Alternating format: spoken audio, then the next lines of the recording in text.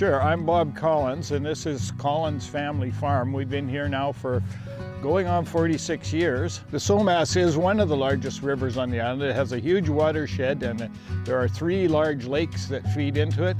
And it is actually, the Somas is the lower Stamp River, and the Stamp River is one of the premier salmon rivers, fishing rivers in the entire world. So there is an important resource going past here. So one of the things we're dealing here, why we have this program going on with Farmland Advantage, is an ongoing problem with erosion. I should say ongoing and accelerating over the years.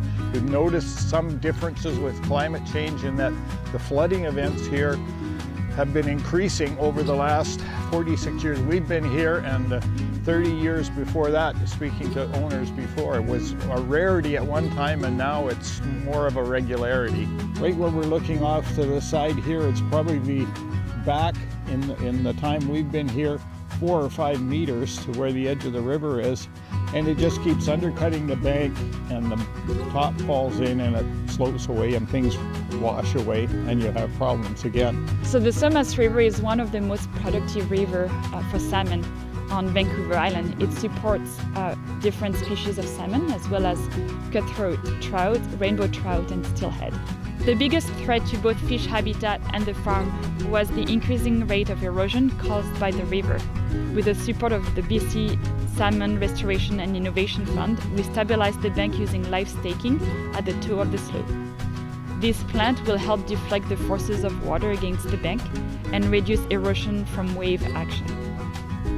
The upper bank was regraded to a gentle gradient that would make it possible for plants to get established. This allowed us to plant a wider range of native species, including a native seed blend that will germinate next spring.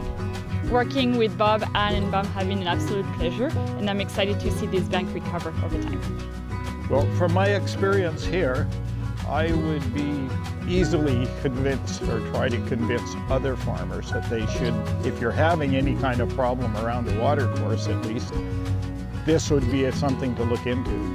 Even if you don't get the program going, you'll probably get some good advice from it. But if you have a problem and the program continues on and is funded, there is actually solutions for this stuff here.